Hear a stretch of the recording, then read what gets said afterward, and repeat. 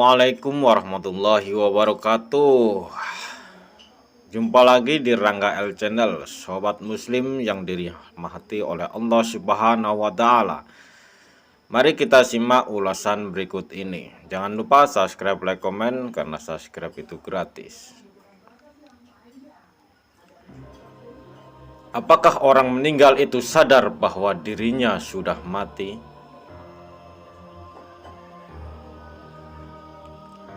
Orang yang mati awalnya tidak menyadari bahwa dirinya mati. Dia merasa dirinya sedang bermimpi mati. Dia melihat dirinya ditangisi, dimandikan, dikafani, disolati, hingga diturunkan ke dalam kubur.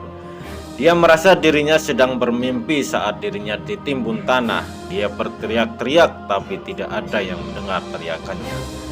Beberapa waktu kemudian, saat semua sudah pulang meninggalkannya sendirian di bawah tanah, Allah kembalikan ruhnya. Dia membuka mata dan terbangun dari mimpi buruknya.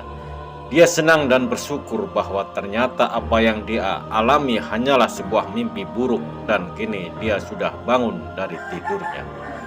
Kemudian dia meraba badannya yang hanya diselimuti kain sambil bertanya kaget, "Di mana bajuku? Kemana celanaku?" Lalu dia meraba sekelilingnya yang berupa tanah. "Di manakah aku? Tempat apa ini? Kenapa bau tanah dan lumpur?" Kemudian dia mulai menyadari bahwa dia ada di bawah tanah, dan sebenarnya apa yang dialaminya bukanlah mimpi. Ya, dia sadar bahwa dirinya benar-benar telah mati. Berteriaklah dia sekeras-kerasnya, memanggil orang-orang terdekatnya yang dianggap bisa menyelamatkannya. "Ibu, ayah, kakek, nenek, kakak, sahabat." Semuanya dia panggil, tapi satu pun tidak ada yang menyahutnya. Tidak ada seorang pun yang menjawab. Dia yang selama ini lupa pada Allah pun ingat bahwa Allah adalah satu-satunya harapan.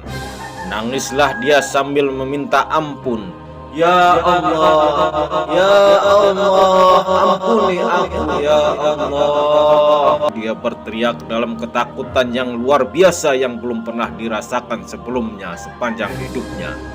Jika dia orang baik, maka muncullah dua malaikat dengan wajah tersenyum akan mendudukannya dan menenangkannya, menghiburnya dan melayaninya dengan sebaik-baiknya.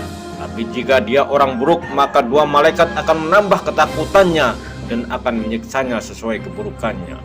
Pertolongan Al-Quran di alam kubur.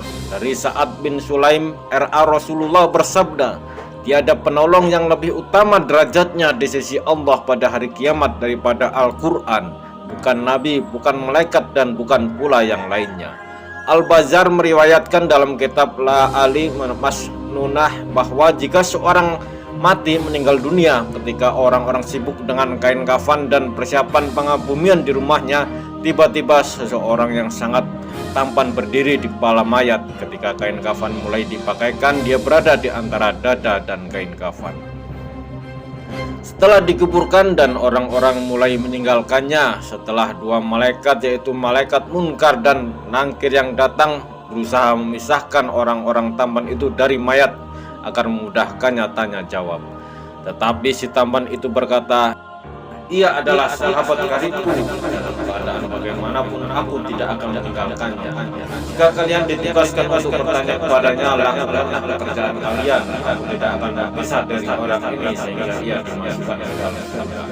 Lalu ia berpaling pada sahabatnya dan berkata, "Aku adalah Al-Quran yang terkadang kamu baca dengan suara keras dan terkadang dengan suara perlahan.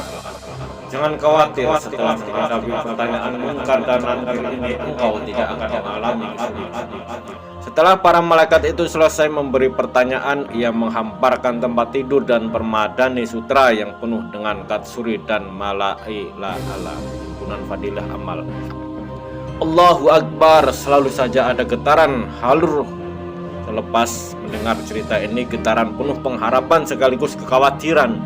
Getaran harap karena tentu saja mengharapkan Al-Quran yang kita baca dapat menjadi pembela kita di hari yang tiada ada pembela. Sekaligus getaran takut kalau kita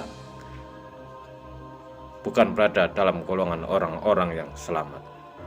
Yuk Perbaiki ibadah kita agar kita selamat dunia akhirat. Wassalamualaikum warahmatullahi wabarakatuh.